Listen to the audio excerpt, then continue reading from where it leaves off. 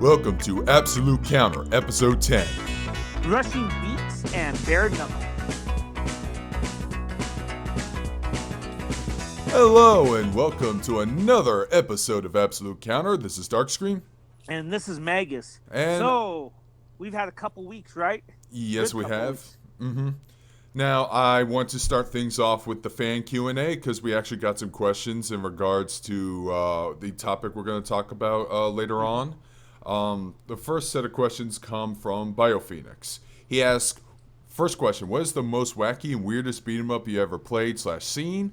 2, what fighting games would you like to see get a beat 'em up spin-off title? First question, I'm just going to say, and we're probably going to talk about this game later on,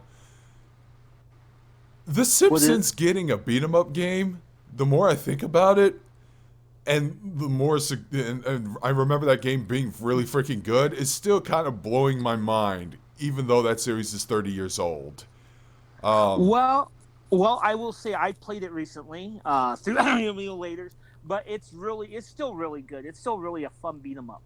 But it's still pretty bizarre that they would make a beat 'em up out of an animated family sitcom like that. You know, based off of early Simpsons, though, because this game came out, 90, 91? Yeah, back when Smithers had blue hair. Yeah, and Burns was the definitive villain of the series. Mm-hmm. A lot of it contextually made sense at that time for the show. Yeah. I think. As for question number 2, that one is a fucking brain ticker because when I thought about the franchises, most of them have dabbled or got beat 'em up spinoffs. Think about it. If you count Final Fight, that's a spinoff from Street Fighter. In fact, the game was originally supposed to be titled Street Fighter 89 before it became Final Fight because they thought it was too different from the original Street Fighter. Tekken dabbled in beat 'em ups like 2 or 3 times, with Tekken Force, Nina Williams' Death by Degrees, Scenario Mode, The Devil Within, which was the minigame in Tekken 5. Dead or Alive, if you could kind of count the modern Ninja Gaiden games. So, honestly, my answer ain't that. Guilty Gear as well. My answer ain't going to be that special. I wouldn't mind seeing a beat 'em up of Fatal Fury, I guess, an official one. Gotcha. Yeah. Gotcha. Well, let me answer the first question on my end. All right. Super Ninja Batman. I've actually seen and played a little bit of that, and wow, yeah, I can understand that answer. Yeah, there's not much, yeah. It's a fun game, though. Mm-hmm. But it's surely what the fuck. I think, now that I think about it, some of the modern ones can be a little bizarre, but we'll talk about that later on, I'm sure in our discussion. What was the second question? What fighting franchise you want as a spin-off for beat 'em ups? Oh shit. Mortal Kombat did try that with Mythologies, but that didn't work out well. Shaolin Monks, which was a little bit better. Yeah, I forgot about that. Fighting games that I would say, that's the cheap answer. I won't do that. I was going to say another Final Fight because of Street Fighter, but that's cheap. Shit, man. You know what? Fighting franchise didn't get a beat 'em up spin-off? What? Killer Instinct. That's true. That could work. That's there. You know what? I got one. Sam Show. All right, yeah, that could work. Yeah, and you know what? Real quick, I'll talk about this more, but SNK, everyone thinks of the SNK legacy and they think of fighting games, right? Right. And to a lesser extent, maybe to a lesser extent, Metal Slug, and then even at that, you got a few of their other games like Magician Lord and stuff like that. But they did make not quite a few, but a good number of beat 'em ups that are pretty solid. A lot of people don't know that. You did, though, I'm sure. Yeah, a few of them. But we still got another set of questions. This is from Matt. We'll talk about that later. This is from Matt Ween. What would be your top 3 beat 'em ups and fighting games, respectively? And number 2, what is your favorite 60 fighting game characters? Why are they Kasumi and Mai Shiranui? Okay. Second question will be easy answer. The first one, for fighting games, no particular order: Street Fighter, Guilty Gear, Virtua Fighter. Those are my big three. For Okay. beat 'em ups, it will be the classic TMNT arcade beat 'em ups, the Kunio-Kun franchise, and I'm going to say Double Dragon. Gotcha. Very, very good choices. Very good choices. For my three fighting games, it's Street Fighter, Tekken, and DOA. That Yeah. doesn't surprise you, does it? No, it doesn't. Yeah, and let's be honest, you're the better Street Fighter, but I'm pretty fucking damn good at Tekken. As you know, I kind of give you a run for your money on that. Mm-hmm. When I try, when we're not doing a stream, we don't give a fuck. Nah, no, we don't. So, no. Beat 'em ups. That's a bit tougher. My list is different from yours though. Number one for me, and it's because it had a impact on my life that I still feel. And that's weird. A video game had an impact. I'll explain it later on. But the Dungeons and Dragons arcade game, for sure. Those are good. Yes. Those are fucking excellent. Yes. Final Fight, I can just play over and over and over. I don't know why, but I love fucking Final Fight. I don't know exactly why, but I do like that game a lot. And one last one you say, right? Right. Let's see. One, I will have to take an answer from your. You know what? No. I like the TMNT ones a lot. Those were very important, but one that's slightly more important was X-Men. Ah, okay. Well, that's not franchise, but I'll take that answer. Oh, franchises, he said. Yeah, but whatever. We'll put X-Men in there. Oh, I thought he said top 10 beat. I just took it as top 10 beat 'em ups. All right. Okay. As for question number 2, we already discussed this a couple episodes ago, but yeah, Mai is basically the Chun-Li of SNK, and I've been playing as her with the earlier King of Fighters games alongside with King, Yuri, and whoever gets switched down the women's fighting teams in those later titles of King of Fighters. Yeah, I just think she's sexy. Well, Hit. number one, Kasumi's hot as fuck for me. Mm-hmm. Number two, and yes, for those that are gonna say, oh well, she's 16 years old in the game. No, they upped her age in the American version, so I'll take it as that answer. You know. Plus, Dead or Alive 5, there was a 2-year time gap. Yeah, she's probably like 20 now or something, Yeah. 22. But she is fucking cute as fuck, and I am, and Darkscream can attest to, I know how to utilize her very well. Mm-hmm. Because most Kasumi players like to do the moves where, like, she cuts through you, but I don't. I use her whole arsenal, and that's what throws most Kasumi players off. Although I still need to play DOA 6. Like I said, you can play that game for free, and Kasumi's one of the free playable characters. I'd rather wait for the full game, man, for it to drop. It probably already has dropped in price. Maybe. They did announce that Momoji is going to be a playable character again. Okay. So, now to move on to the news before we move on to our topic. And unfortunately, there was so much news that we can't fucking cover it because Tokyo Game Show happened. And I fucking love TGS. I think it's my favorite gaming news conference event of the year because it's basically E3 for weebs, and they show off the games more rather than just stroking their own dicks all the time on stage. So I'm just gonna get to some brief points. Saw the gameplay for the upcoming Yakuza 7 or Yakuza Like a Dragon, and yeah, they are going turn-based with their core gameplay, which looks very interesting because it still has like the elements from the recent Yakuza games, and characters still move around. They're not like in that classic turn-based style. So Where you go to a completely different screen. Yeah, I thought it was going to be something like that, but that's not the case. And you could still do things like punch enemies into oncoming traffic and stuff like that. So it's really weird. Yeah, and you actually control other characters in the game. So it's not just the new main protagonist, Kasuga Ichiban. So that's also really good. I watched it too, and I think I'm a Yakuza fan. I like it. Probably not as much as, say, you or Xander or even Black Metal Gamer, but I like the series a lot. It's up there for me. This new one really has my attention. Also, the whole kart racer minigame. Oh yeah, and there's like a ton of new mini games as well as bringing back a couple of obvious classics. But yeah, the game is shaping up to look really interesting. It's a big risk for them to do the gameplay like this, but I'm totally open for it now that I don't hate turn-based combat. Right. Let me ask you, what are the classic Sega games they're bringing? Oh man, it's probably gonna be Space Harrier and Outrun again. Well, I have Space Harrier now on my Switch. Shit. I didn't see they didn't advertise those classic arcades as much as they advertised everything else. So it's probably I wouldn't be surprised if it's more of the same shit we already got, like Virtual Fighters 2 and 5 and God, what else? Fighting Vipers or something. I would not mind seeing.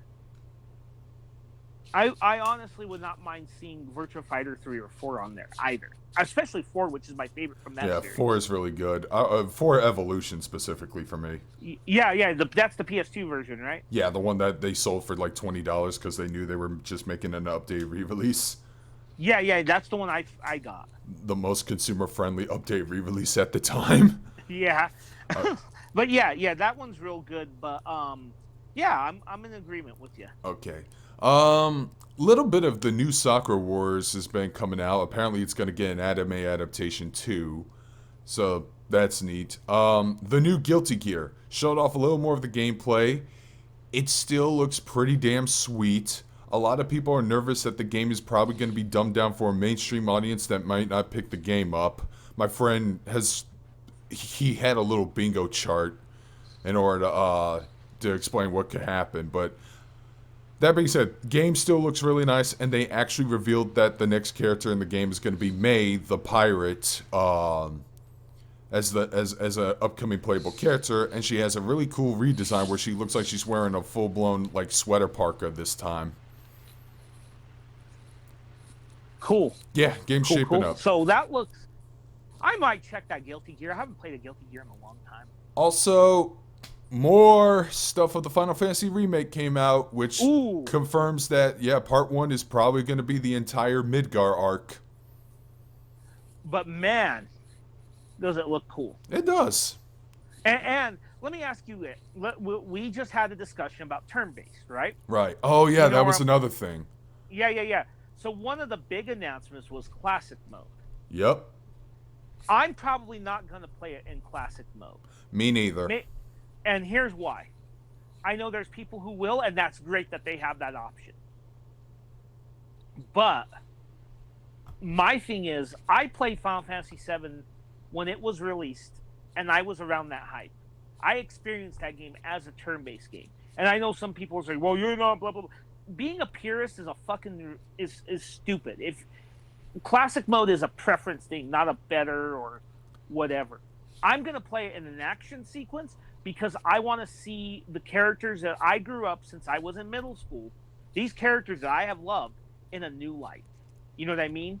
And in a battle system that I think is great for this time frame. Not saying that I'm against classic gaming modes, which I am not, and I'm not surely as fuck against turn-based. I'm just saying that I will play this in its main state. And the way the mechanics work, it sounds good.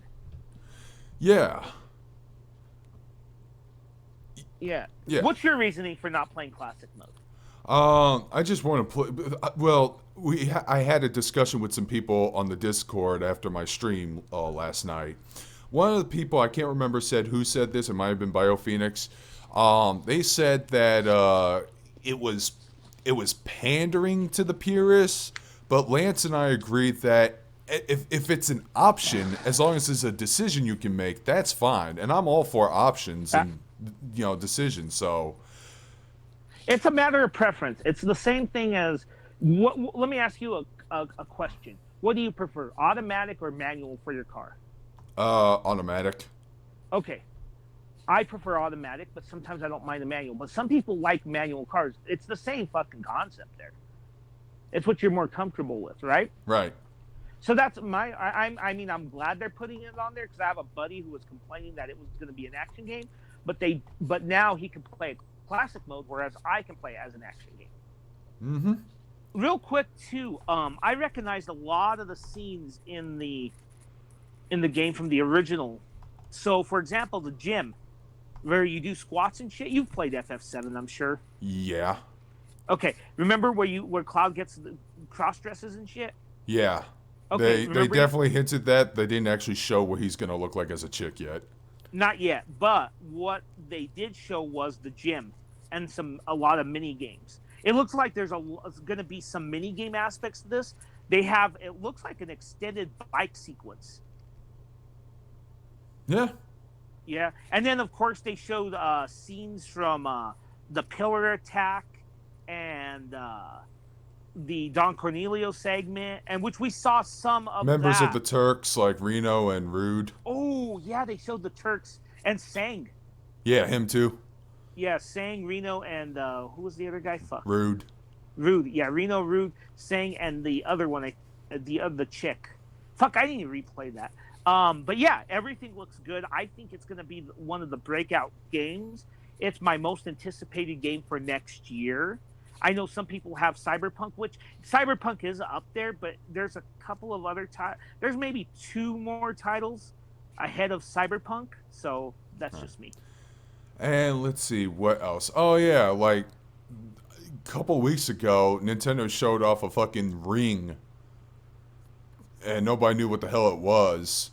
And then it turns out it's an exercise machine that's setting up for a game exclusive for it called Ring Fit Adventure.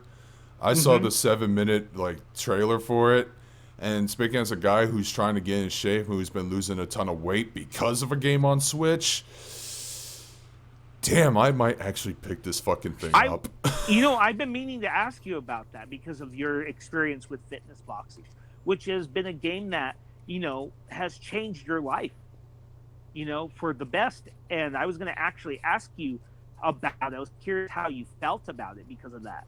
So, to me, I'm not going to get it because I work out other ways. But for you, I was just curious. Yeah, I might actually pick it up because there could be some more variety to the exercises. I mean, I do like playing the fitness boxing, but it can be monotonous at times. And it just looks generally fun. Hopefully that damn ring is actually durable, because you do a lot of squeezing and pulling. I'm like, oh man, that thing better be made out of really stern shit. And think about it too. You'll have 2 fitness programs, like you said. Yeah. So you can mix it up with both. You don't have to quit fitness boxing, I'm sure. No, I'm actually going to be almost under 200 soon. Dang. Yeah, that's awesome. I've been going hardcore. And like I said, there's been a ton of news, and honestly, I should have done a TGS episode, but when we were planning our next episode, I forgot that Tokyo Game Show was going to happen. Oh yeah, some gameplay of Death Stranding came out, but and this is going to be a hot take. I'm not saying that Death Stranding is going to be a terrible game, but I'm not a big supporter of Kojima. I'm just really not a fan. The only game I've played and completed of his was a game that everyone hated at the time, but now they fucking grew to love because it turns out it's a game that aged well with its fucking themes, and that was Metal Gear Solid 2. Yeah. So I do have both MGS5 and its precursor, Ground Zeroes, because they were free on PlayStation Plus, have on my library, but I never bothered to touch those. So, and I've seen some of the gameplay of Death Stranding, which I'm pretty sure people are going to love, even though it's going to be a very weird game where you play as a man attached to a fetus delivering mail or some shit across the country. Is that the story? I don't know if that's not the story. I'm kind of like generalizing and summarizing really quickly, but I did see some of the gameplay, and it looks pretty interesting. I hope you guys get your money's worth, because you guys have been waiting for this game for years, and Kojima was dick teasing it and not giving out any information, and nobody knows what the hell they're playing.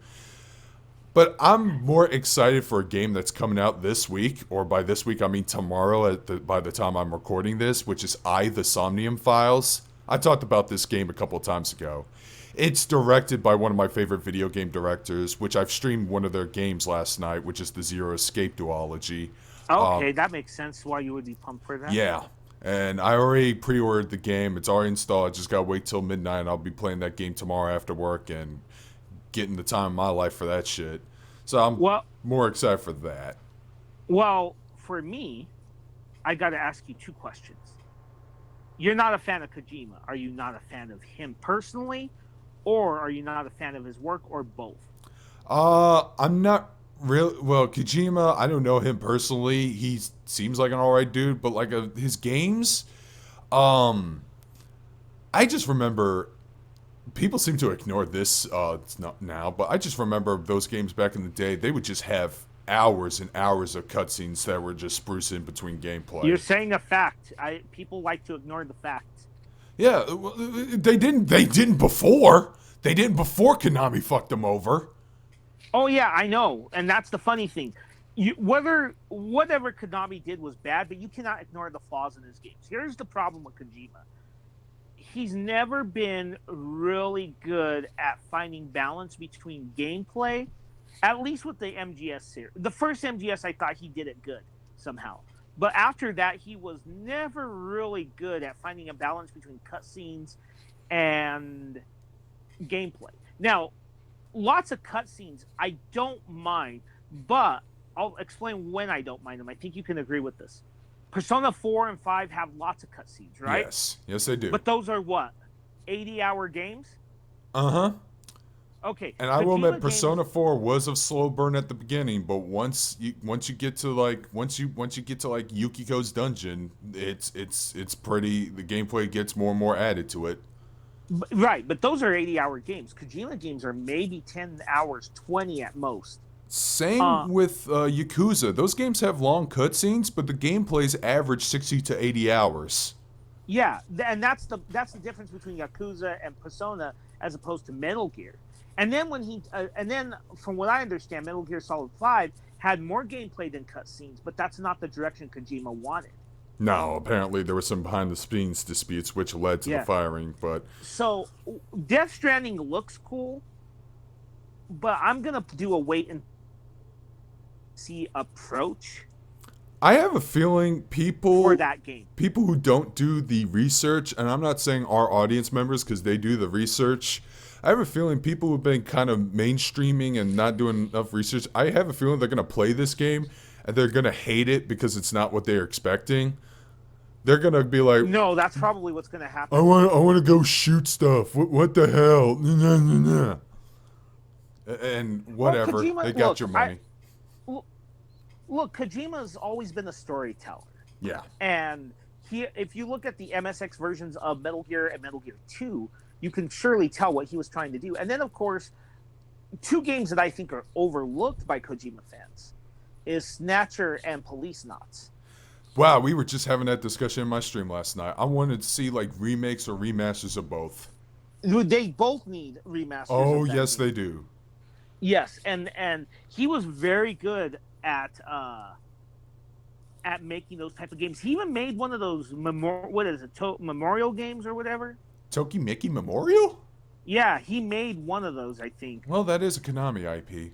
Yeah. Dude, So that he game did actually gets referenced in one of the OVA specials of High Score Girl. If you haven't I'll gotten have that to- far, oh I yeah, haven't gotten it. I gotta watch that was it. like one of my favorite moments in that series because the main character plays this game in front of A, his mom, B, the character who has a crush on his the sister of the character who has a crush on him, and B, the other character who has a crush on him. And they're all Gotcha. basically backseat gaming his ass on how to fucking talk to women. It was hilarious.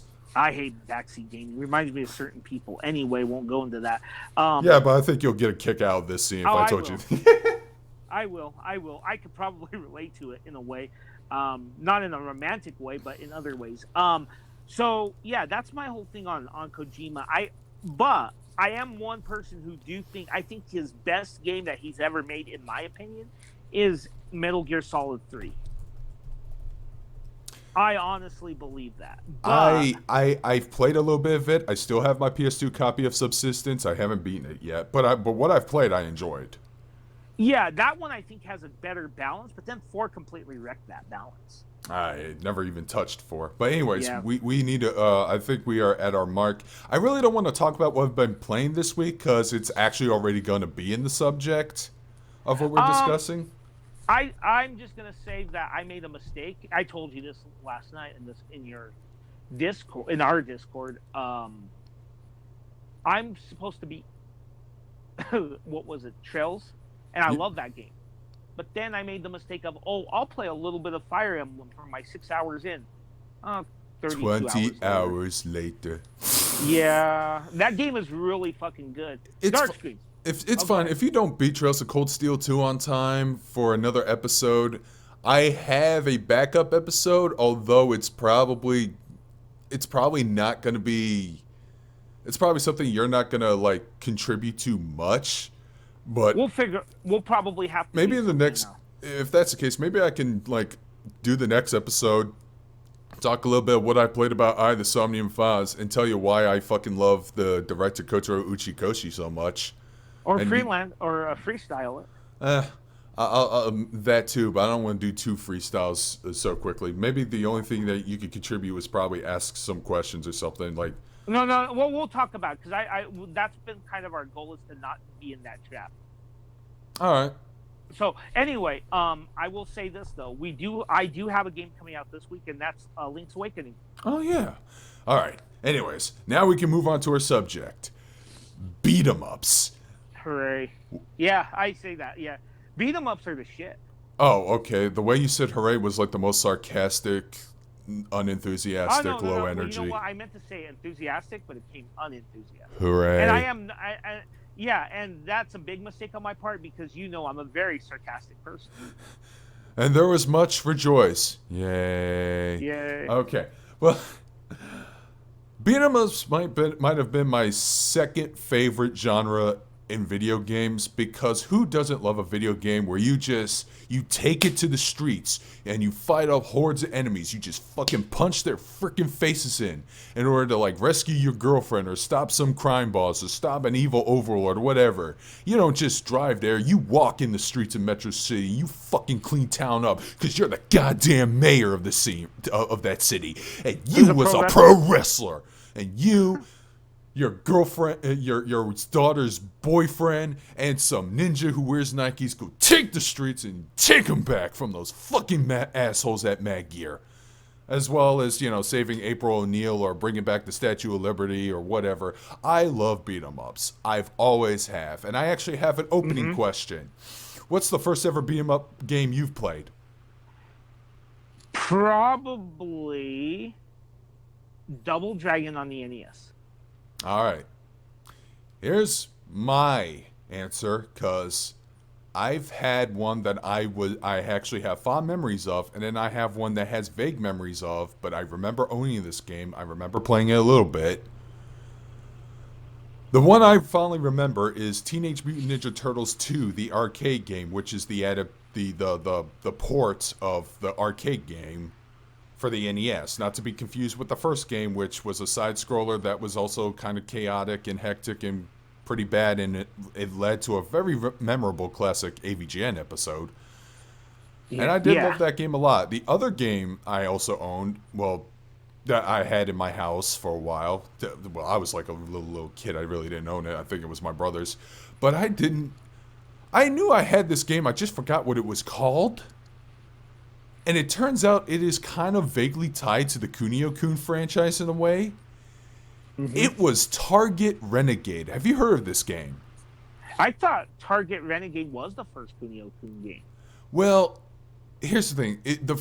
When Kunio-Kun got localized originally, they decided to westernize it because the game was heavy Japanese. You play as like a Japanese delinquent kid who just beats up other Japanese delinquents. But they restructured it to make it more Western. You're fighting biker gang members, and they titled it Renegade.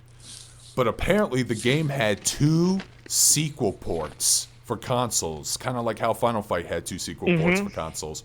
One of them was Target Renegade. And I actually looked a little bit of it, and the main character actually looks more like Billy Lee from Double Dragon. So there was a weird early connection to the Kunio-Kun franchise in some way in my life. I need to say something about Kunio-Kun, and I think you'll agree with this. A lot of people say that Shenmue was the first game that added RPG elements and added, you could go and buy items and do stuff. No, Kunio-Kun was. Okay, everything that Yakuza is and what Shenmue was comes from Kunio-Kun. And I will say this, Kunio-Kun is good, Yakuza is fucking awesome, Shenmue, not so much. Sorry to say. No, man, you don't even fight that many people on the streets in Shenmue. You have to like go around ask questions about sailors. You have to fucking follow a schedule for work. That I don't know why people. I don't get the love for that game.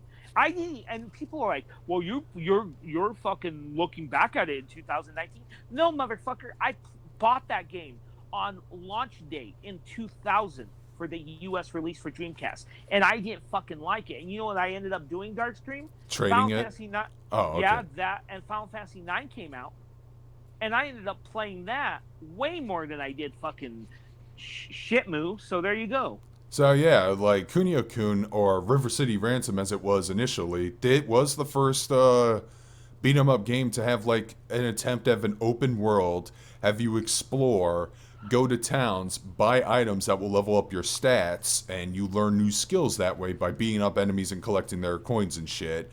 And you know what? If you have a Switch and if you have a membership and you have the classic NES game library thing, River City Ransom is there for you guys to play, so you know what I'm talking about.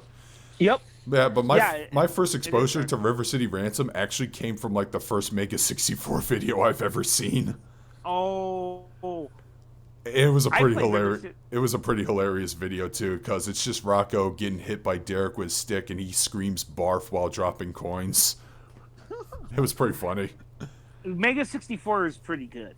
Oh yeah, they still hold up to this day with their content. Unlike AVGN. Yeah. Yeah. Who even made Gilbert Gottfried unfunny. That's how bad he is now. But yeah, that was a big genre. That was like one of the things that you would find at the arcades, because there were always beat 'em ups. There were beat 'em ups of Final Fight, of the Simpsons game we talked about earlier. Mm-hmm. Yeah, Konami made a lot of good beat 'em ups. They made Turtles in Time, which I fucking adore, especially the Super NES version. That one is vastly superior. Konami really killed it with the beat 'em ups. Yeah, they did. They totally did. And here's the thing: most modern beat 'em ups nowadays, they try to add. Well, some of them might still be linear, but they try to like freshen things up with like progression mechanics and stuff. But these classic games, all you had were your skills, a number of coins, and see if you can actually kick some ass without dying as much. Yeah. Yeah, that sounds about right. Not entirely true. Dungeons and Dragons had those progression elements, or some of them did. Well, Dungeons and Dragons did to a degree. I think those elements were probably deeper in the Kunio-Kun games, though. That is true. I actually have the Dungeons and Dragons collection on Steam. A friend of mine gifted it to me as a Christmas present, and he and we all four of us played it one day, and dude, that guy knew his way around that raft level, because we were able to just get through that without any enemy confrontations. It was crazy. Those games and they look great and all that. They had branching paths. Mm-hmm. I must tell this story, because I have said multiple times that Dungeons and Dragons, the arcade game, is very important to me. I am a huge fan of Dungeons and Dragons. You know this. Yes. The reason that I'm a huge fan of Dungeons and Dragons is that game got me into Dungeons and Dragons. So let me explain. I used to buy a Game Pro here and there, and I remember, and if real quick, off topic for a second, I want to say this. If you want to look at old video game magazines, go to retromags.com. No, I'm not. We don't sponsor them or anything, but it's just a recommendation. And same for you, Darkstream, if you haven't been there. Yeah, I think I've been there before. Yeah, great site. But I remember reading an interview, and I heard terms that was like, what's a saving throw and all this shit. So what ended up happening was it kind of piqued my interest. And then I remember I went to the pizza place. It was like a Chuck E. Cheese. We called it Peter Piper's. And that's also where I first played TMNT, the arcade game, the original, not TMNT 2, Turtles in Time. But anyway, I went there and they had the game. I was like, oh, this sounded cool. And the game just captured my imagination so much so that I was curious about the original game. And I ended up getting my first starter set about a week later because of that game. Neat. Oh, wow. Yeah. And to this day, I still love. I mean, that game, looking back on it as a little kid, as a, well, let's see, 11-year-old, I didn't realize the impact it would have on my life. But those games are still fucking great, and everything about it, like, I had never really seen games, for me anyway, with choice. You know what I mean? Yeah, Where like you, that was like a rare concept at the time. yeah, it was like famously the first level of the first D&D game, Tower of Doom. It asks you, do you want to chase the trolls in the hills or do you want to go save the villagers? And in fact, if you do certain things, there in the game, there's a part in the game where you can choose to go to the fort to warn them or do something else. I forget, or go straight to the city. And if you choose to go straight to the city, there is, I believe, a chimera attacking a girl. And if you kill the chimera, you save the girl, right? Right. And then when you go to her shop in the city, in one of the cities later on, she'll give you a ring. But if you go to the fort, her father will lament how she was killed by a chimera. Damn. So for 1994, that was pretty mind blowing. You can imagine. Mm-hmm. Now, I'll be honest. When I was younger, I didn't really play much of the second one, so the first one had more of an impact. But the second one is a better game. I just like the first one for nostalgia reasons slightly better. Understandable. Because I grew up with the Super NES and everyone in my town actually grew up with a Sega Genesis, I missed out on the Streets of Rage train. Mm-hmm. I didn't. I had a Genesis, so. Yeah, I actually need to like play all 3 games at once if I want to get into the 4th one, which hopefully is good. Hopefully. You know, people have been kind of wanting a new Streets of Rage. You don't want to disappoint. There's actually been a history of Sega attempting to revive that franchise, and then they've been canceling it. But they finally did it now. Yeah. And what do you think of that game, real quick? Not to interrupt, but I'm curious. Streets of Rage 4? Yeah. Well, what little I've seen, I mean, it doesn't look terrible. But I don't know what to think because like I said, I've never played the previous 3 games from start to finish. Right. So I really have no frame of reference. The Streets of Rage games are... I know everyone gushes about it. They love it more than the Final Fight games. Every single person I've talked to. Here's the thing. Here's my thing. I think they're different enough. Yes, you still beat up an evil gang or whatever the fuck. But I think the thing with Streets of Rage is they do have some sci-fi elements in it that Final Fight necessarily doesn't. Final Fight relies more on exaggeration, whereas Streets of Rage is kind of a mix of both. And yeah, I mean, fucking Streets of Rage 3, there's an old man cyborg that's one of the playable characters. So you know what I mean? Yeah. Yeah, so I think the thing about Streets of Rage is it's very good at atmosphere. Now, I'll say this. The first game is okay. It's really 2 and 3 where it's at. A lot of people neglect that, in my opinion. But I don't know if they're better than Final Fight. I think Final Fight is a bit more dynamic, and I also feel that Final Fight 2 and 3 are highly underrated and overlooked. That is true. And I think part of the reason for that is because the Final Fight port for the Super NES was the worst. It was bad, yeah. Yeah. It was so bad that they had to release a whole separate game for what's his face? Final Fight Guy. Yeah, because Guy wasn't playable. Among other things, besides the censorship and taking out Rolento's stage, Guy was not a playable character. You were either Hager or Cody. Oh, and if you haven't seen High Score Girl, they also tell you that the game is single player only, so you can't even play multiplayer with your friend. Yep, exactly. I laughed ahead of time when I got that reference. And the funny thing about 2 and 3 is I think they're better games. One, they were built for the consoles exclusively. They weren't built for arcades. So there were no liberties taken. You can still have 2-player mode. You can still do a lot of things with that game, with those 2 games. And they're both really good games. I really enjoy the Final Fight games. So, yeah. I don't know if there's really... Yeah, I don't like either of them. Real quick, though, what about Golden Axe? Do you have a history of Golden Axe? Sadly, no. That was also mostly a Sega title. I may have played a little bit of it, but I have no memory of it. Okay, so at a loaf and jug, not a loaf and jug. Fuck, that's a Kroger store out here in Colorado, gas station. Okay. That's yeah. Do you know what do you have? What's your Kroger's up where you live? Um, I don't have a Kroger's. Uh, Huh? yeah. Yeah, okay, but you know what they are though. Gas stations? No, they're grocery store. It's a massive grocery store and gas station chain, but their names for their stores and their gas stations vary from region to region. Nah, I don't think I have one. But what were you saying? And a 7-Eleven, my bad. Oh, okay. I used to go to the 7-Eleven and we would play, they would have Street Fighter 2 and all this stuff. And they had a Final Fight machine. And we used to play the hell out of that not Final Fight, Golden Axe. No, they had a Final Fight machine. But we're on Golden Axe. We're on Golden Axe. Oh, We no, don't want hold to on, get too hold on. side. Oh boy. Hold on. They had a Final Fight machine, but they also had a Golden Axe machine. Okay. So yeah, but they did have one. But yeah, we used to play the hell out of Golden Axe, and that game was great. And I think we even beat it and saw the ending where the kids are playing the Golden Axe arcade machine, and everyone pops out of it, all the characters, and they chase each other.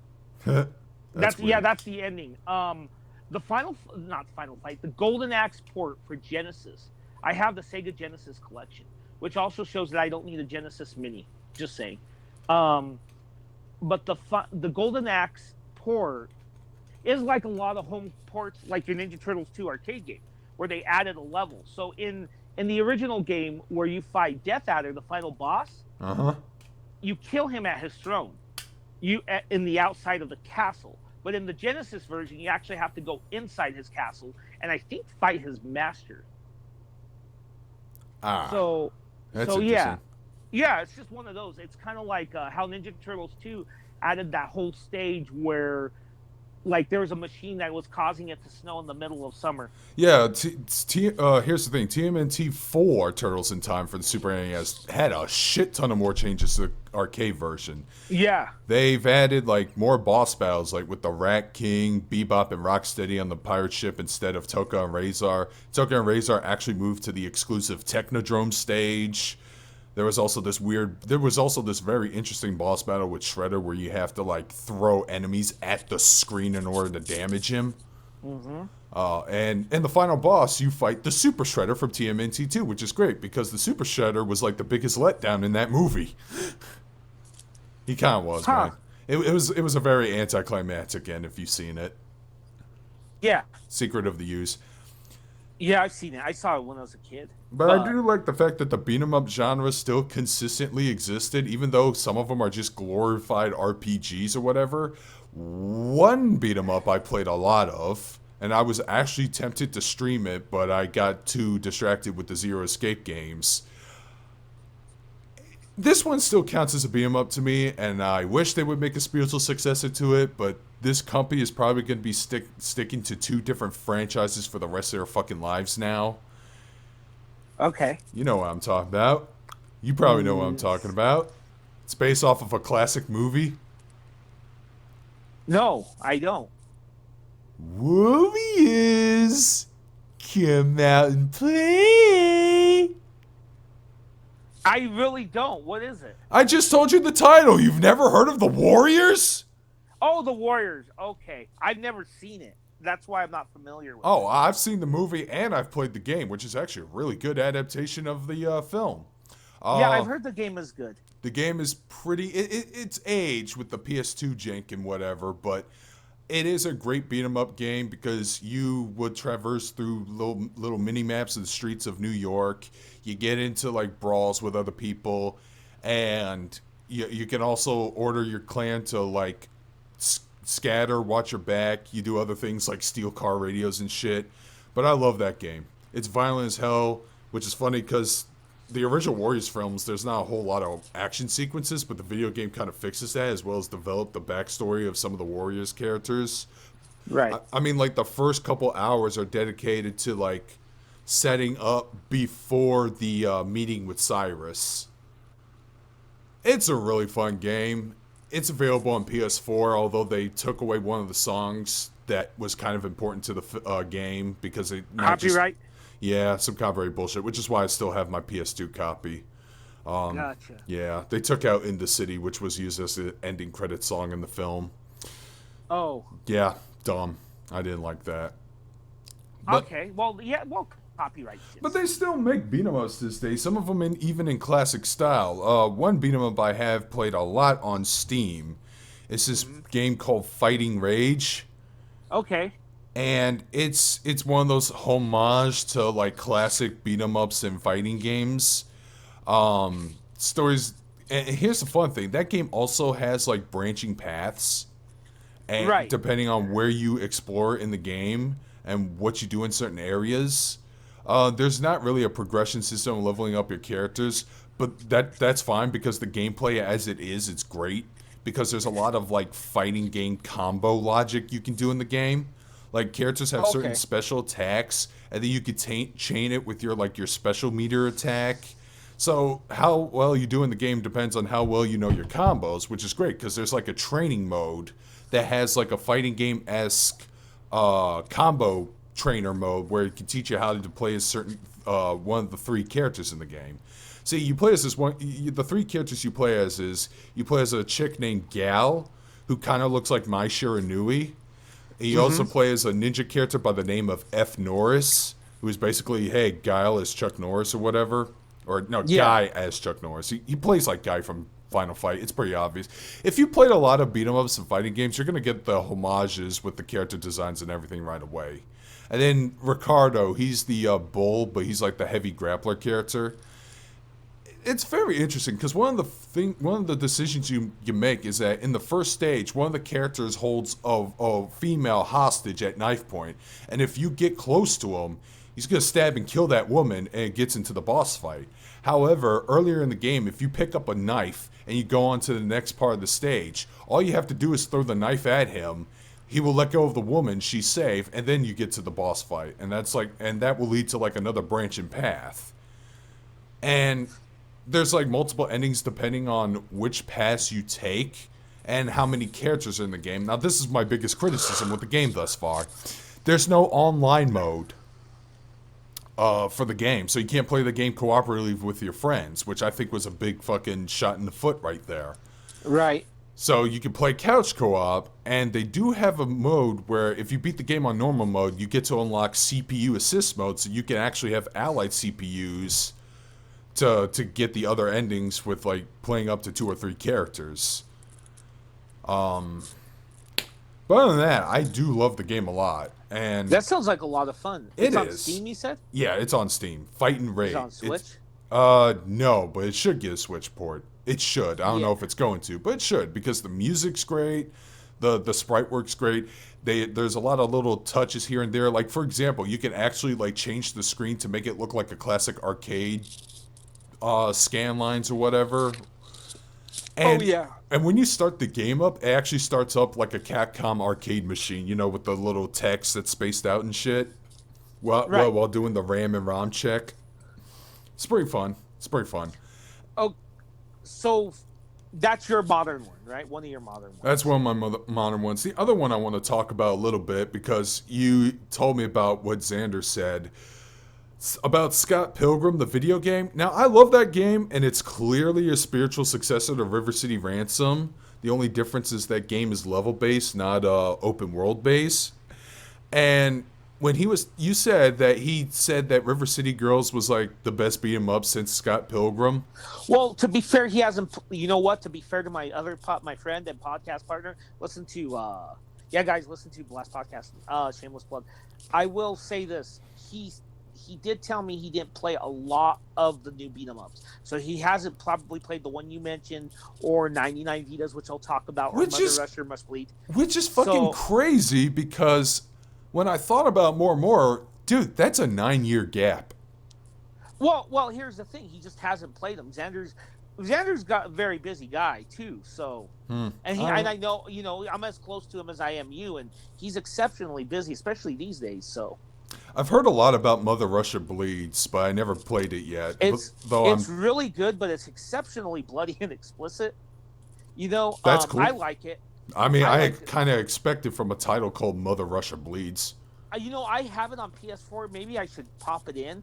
I will tell you this though: the one beat 'em up that I have loved, and if you do buy any version of the game, you know where I'm going with this, Darkscream. Uh-huh.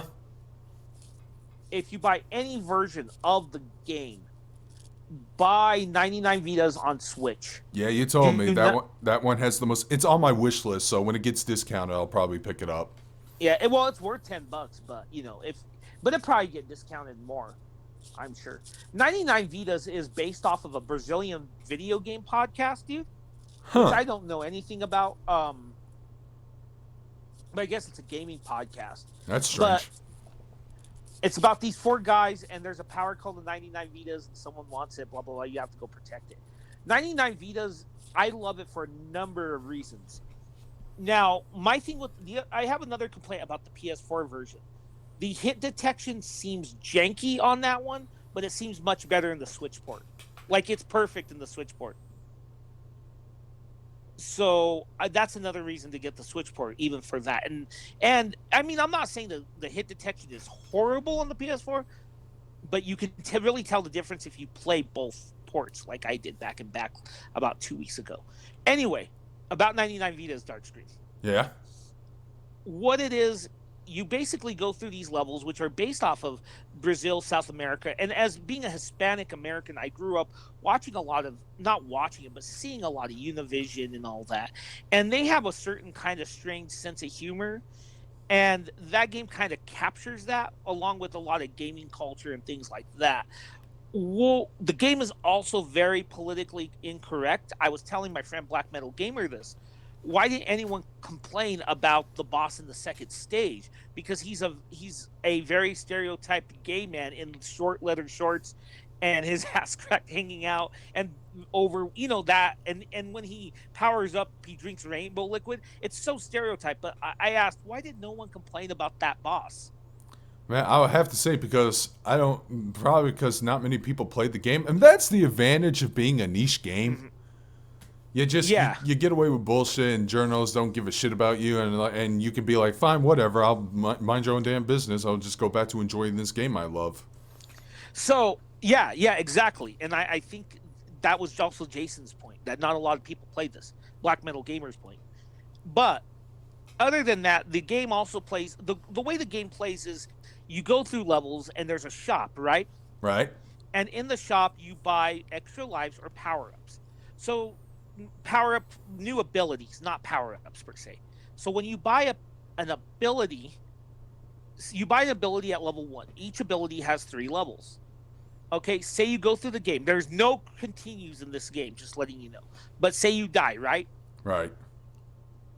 Okay, then you and mind you, this is a character basis.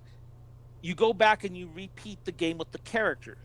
That character has the abilities he learned in your last run. So it's kind of like Dead Rising in that sense. Oh, interesting. So there's that mechanic. The other mechanic that's interesting too is the game has a magic system like Golden Axe. Are you familiar with the Golden Axe magic mechanic? Nah, not really. Okay, so each character has 3 levels of magic, and in not Final Fight, Golden Axe, did I say Final Fight? Fuck, I keep mixing those two up for some reason. You go through the game and you collect little like potions, and it builds up your meter. And the higher your meter, the more powerful your magic. So the chick in Golden Axe, she'll summon her most powerful magic. She'll summon a dragon. In 99 Vitas, it's the same concept. They have a magic meter, and you refill it by defeating enemies. And when it's maxed out, you summon their most powerful magic. Everything about it is perfect, and I really think that you should check it out if you haven't. I'll try to, like I said, it's probably on my wish list on the Switch, so it's definitely on my to check out list. One last thing, the way that I fit the unlockables. So each of the 4 characters, they have 4 girlfriends, right? Not each, but they each have a girlfriend. So when you beat the game with one character, you unlock their girlfriend, and then if you beat the games with their girlfriends, you unlock another couple characters. So. That's cool. All right. I want to talk about at least the last couple set games. We're going to go back to River City / Kunio-Kun. Yeah, I know where you're going with this. I've played River City Ransom Underground on Steam Mm-hmm. and I hate to say this game would get more of a 3 out of 5, possibly a 2. The game started off pretty fun. And here's the thing about River City Ransom Underground. It's actually more of a direct sequel to the Western version of Kunio-Kun, which is River City Ransom. So it's actually a sequel to that. The characters are still named Alex and Ryan as opposed to Kunio and Riki. And that's not my beef with the game. There's actually a lot of beef I have with the game, is that the difficulty just gets more and more bullshit towards the end. The story gets more and more bullshit towards the end.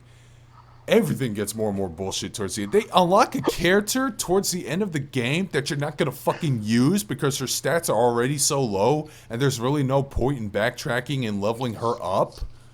And, like, they introduce another set of enemies that if you beat up, you can't get their fucking currency. They drop no money, so there's really no point. Oh yeah, they also fucking invade and attack you in the stores. Hey, remember how in earlier River City Ransom games, the stores and the shopping malls were actually kind of like a safe zone? Yeah, and that you needed that. It was like a hub. Yeah. Well, outside in the streets, if you go to a store, there'll still be enemies there, but it didn't matter because you could still go inside the buildings and you're completely safe there. But then the game decided to go with a middle finger and attack you with enemies that don't even, like I said, they don't drop money, so I can't use that to order me a fucking Merv burger. It's really not really worth the full price. I was kind of pretty disappointed with the game, even though it has like a multitude of like different characters to play as outside of Alex and Ryan, and they're all pretty cool. I mean, there's like a boxer character, there's like a grappler, a capoeira fighter, but no. But the next game I want to talk about though is River City Tokyo Rumble for the 3DS. I heard that's good. Yeah, I popped up my 3DS and played that game before River City Girls came out. Now I did criticize the game for its using the dated NES sprites. Right. That being said, however, holy fuck, I forgot how fun that game was. Because there was How a much lot. is it? I believe on retail it was $30 initially. I know they have like another one that's like, they actually have like 2 more River City games in there. There's like one that's based off of like fantasy era. It's basically Kunio as a knight or whatever. What? And then there's another one, I forgot what it was called, but that one's also $30 too. Haven't picked that one up yet. But Tokyo Rumble's great because it's actually more of a sequel to Kunio-Kun as well as its original arcade game that became Renegade. And there's a lot of nods and references and characters from those previous games. But I just love the gameplay a lot. Like, you can, besides punching, kicking, grabbing, and using, one of my favorite things about those games, I just love picking up enemies and actually using them as a weapon against other enemies. Gotcha. It's not a true Kunio/River City game if I can't fucking do that. And you need to do that. Yeah, and you can also, like, mount on top of an enemy and start fucking wailing on their faces or doing a fucking Hot Wheel hurl throw at them. It was a lot of fun. I remember putting a lot of time of it earlier, and then I took a break from it. And I'm going to spoil a little bit of the end of the game. But Okay. elements from its sister series, Double Dragon, keep showing up more and more in these Kunio games.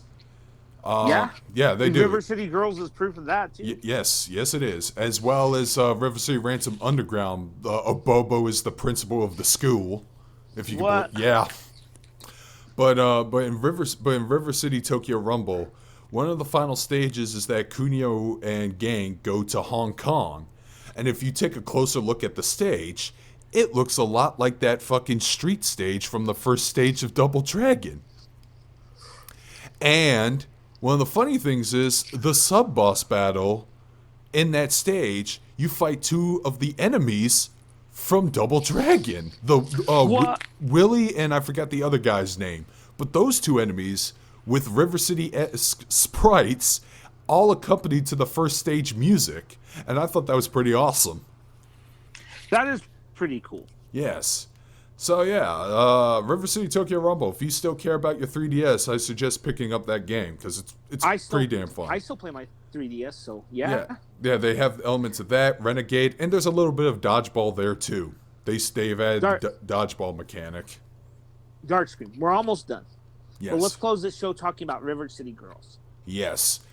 Okay, now I know I was curious. I know you didn't want to spoil it, but I wanted to know what the ending was that bothered you so much. So I asked Xander, and I'm not going to speak for him on his opinion on it, but I can kind of see why the ending bothered you a bit. Okay. To me, I'm like, here's my point, and I'm not defending the ending or anything, but it's like this game's too fucking goofy to take seriously. See, that's just me. That's the thing I'm conflicted about. Should I just laugh at the ending because it doesn't take itself seriously and it's a story to a beat 'em up game, or should I be just a little bit upset because I actually do like and care about these characters? I see. Well, you have more of an attachment to Kunio-Kun than I do. Well, that's another difference. And there is a hidden boss fight in that game, if you're familiar with that. Right. It doesn't really change the ending all that much, but it does reference one thing, and it makes an inside joke to a game that was Japan only, that where Kyoko debuted from. Misako has actually been in earlier games before. She just had a completely different look. For example, Misako had blue hair. Oh, instead of black? Yeah. But Kyoko, she basically, in her 90s artwork design, she basically looked like Mai Shiranui in a schoolgirl uniform. Now you can see why I probably care about this character. Now... yeah. And that's the thing, the game they're talking about is Kunio Tachi no Banka. That game is actually dark and serious. Really? Yeah, if I were you, I would suggest finding either a ROM of the game if you still play an emulation, or finding the long play of it, because it got translated into English. It's got a fan translation. Send me the name after this. All right, yeah, and I'll look it up. I'll look up the long play. I'm curious about a dark Kunio-Kun game. Oh, it takes itself pretty seriously, and Misako and Kyoko were playable characters, and they were the girlfriends of Kunio and Riki. That being said, my grievances with the ending aside, and I don't want to discourage people from playing this game, because I still love this game a lot. It's fucking good. It's fun. Yes. It's a lot of fucking fun. I haven't beaten it yet because a certain 3 houses overtook everything I was playing. God damn it to hell. Anyway, the sprites are great. They're not reusing the NES sprites. They're actually coming up with their new art direction. Some of the cinematics are great. They actually have some like animated cinematics whenever they introduce the new boss. They also have like manga panel cutscenes, which they also look really good and look like legit manga. The gameplay is really good. It does bring some creativity to the combos. Some of the characters have hilarious and awesome moves. Like, for example, Kyoko. One of her attacks is that she dabs. She does a dab of death, which does a knockback. Misako, I know people are probably going to play Kyoko more, but I think you should do a second playthrough with playing as mostly Misako, because I'm playing as Misako for my first, actually. One of her special attacks is that she could do a Stone Cold Stunner. Really? Yes. I think you have to unlock it by going into the dojo, which, by the way, the dojos are there's 2 different dojos in the game, but they have the same moves, so it doesn't matter which one you go to. But each one is ran by Jimmy and Billy Lee, respectively. So, yeah. That's cool. Oh, hold on. You know what? Another reference to Double Dragon. But I was gonna. Go ahead. But I was gonna say, all you have to do is just grab an enemy when they're dazed and press the special button. She does the stunner. It's pretty awesome. Yeah. I'm gonna see if I can unlock that. The Abobo appearance is fucking hilarious. Are you talking about in the beginning of the stage when they show the movie, the film reel? Yeah, the puberty movie. Okay, I don't want to... Well, here's the funny thing. The opening cinematic actually spoils all the bosses that are going to appear in the game. Yeah, it does. So, Abobo is a boss that you have to fight later on in the game. I picked that up already. Yeah, I just love the fact that Abobo is kind of like a secondary mascot to these Kunio-Kun Double Dragon games. Because he is appearing everywhere now. Yeah, it's pretty cool. He even got his own fan-made spin-off game on Flash, Abobo's Big Adventure. What I'm thinking is WayForward is probably going to work on another Double Dragon. They have worked on Double Dragon Neon. And Yeah, I they'll love probably Double work on Dragon another Neon, and when I found out that WayForward was working on River City Girls, that was like one of my reasons for getting hyped. Now, the Kunio-Kun IP does belong to Arc System Works, the guys who brought you Guilty Gear. And Right. I would love to see them go full out with a bigger budget title for a Kunio-Kun game, but I don't think that's going to happen anytime soon, at least. But I do want, this, like I said, despite my criticism of the writing towards the end, I do want to see another River City WayForward beat-em-up game. Because the gameplay is just that good. The artwork was that good. The music is fantastic.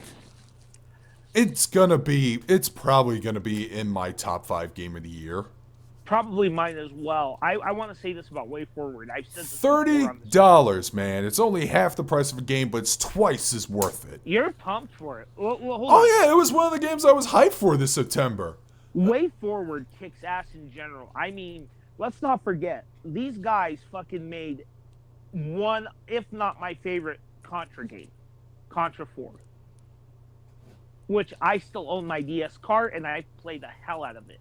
But they did capture Contra so fucking well, dude. And I mean, they made the Shantae games, which are fun, the Mighty Switch Force games, which are fun. The only misstep, in my opinion, is DuckTales, but even that's not a bad game. It's really just too many cutscenes, the Kojima effect, Yeah, really. But other than that, WayForward is pretty fucking awesome. I agree. Every WayForward game I've played, I haven't hated. I know there's some people out there like, Shantae Half Genie Hero. It's not as good as the Pirate's Curse or whatever, but it's still a pretty good game. It's still a pretty solid platformer. I haven't played a lot of the Shantae games. Me neither. I do want to go back and experience them, especially before Shantae 5 comes out. Have you played Mighty Switch Force? No, I haven't. Though I want to say there is a DLC game, a DLC add-on for Half Genie Hero that basically turns Shantae into Mighty Switch Force. Well, Xander did a review about maybe a month or two ago on the Mighty Switch Force collection, which did come out on Switch.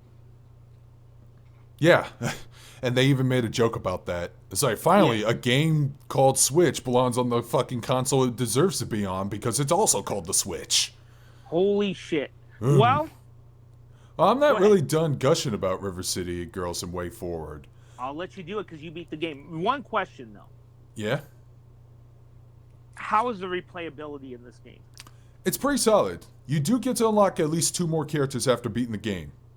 Okay. And you do have the option to free roam after completing it, do all the other unfinished side quests, do all the unfinished collectibles, and you can still trigger the hidden boss fight afterwards.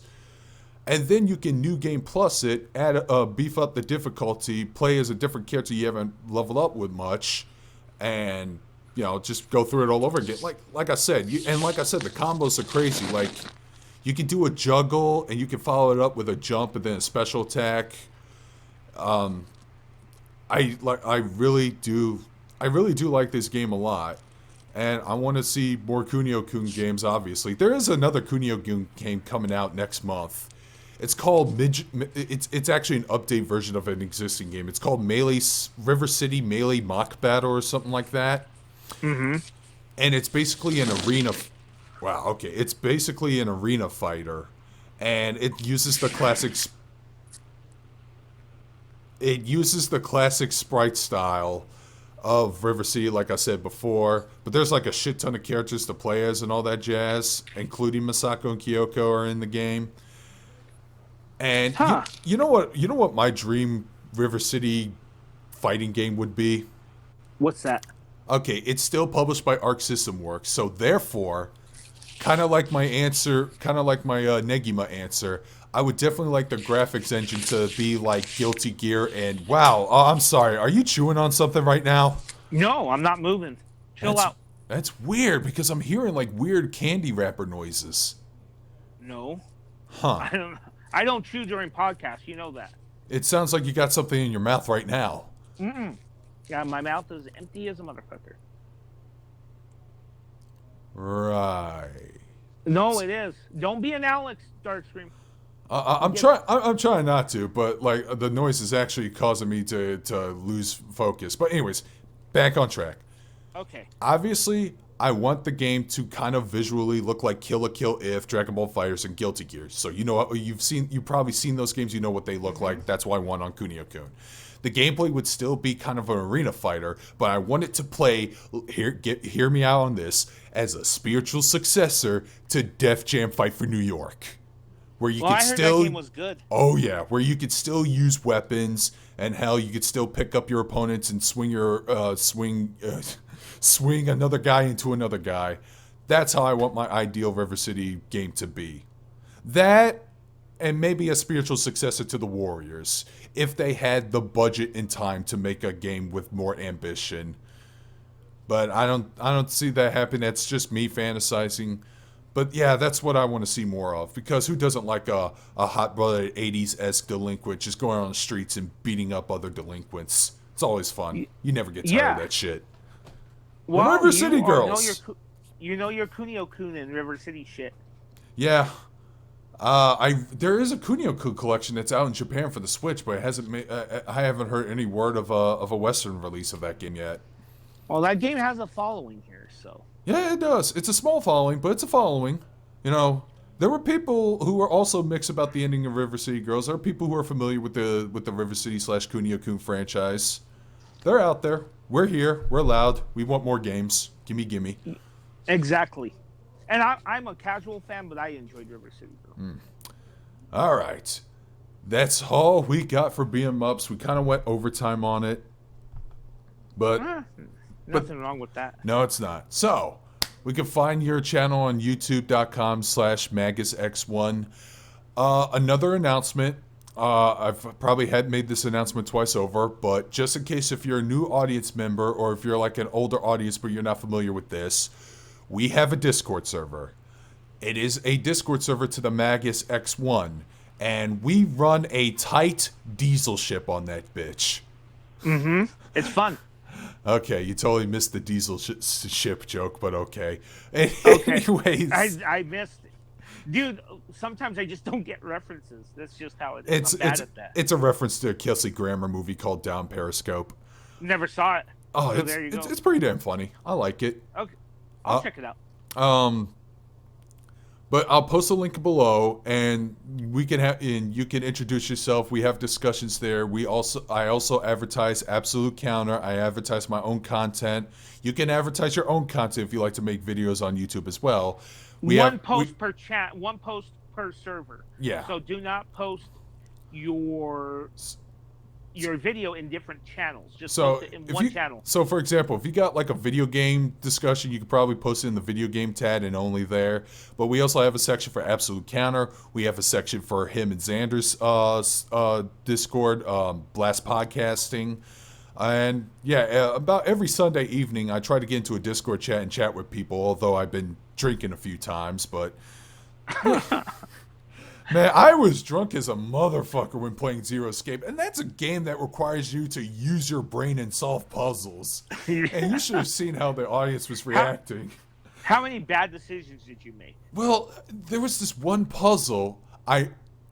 Coincidentally, it took place in a fucking cocktail lounge. Oh, shit. And you had to mix drinks together, mix the right drinks in order to open the safe. And here I am, just fucking drunk off my ass, and I'd be like, okay, Blue Moon, what? Is this the right order? Oh, the fucking dad is a lying son of a bitch. Okay, but whatever, man. I had fun. I have fun when I stream while I'm a little buzzed. Well, oh man, I'm so glad we did this episode. This was a good one. Yes, Yeah, yes. And I think I can come to a compromise for next episode, because we cannot. Here's my thing, and I'll say this on here: we cannot repeat the mistakes of a certain piece of shit that I used to podcast with. The end. You can edit that out if you want. I probably won't, but okay. Okay. All right. Well. we both feel the same. Well, like I said, you can find me on Twitter or whatever below. I'll post links down in the description. And with that, guys, this is Darkscream signing out. And with that, guys, Magus out. Take care, everybody.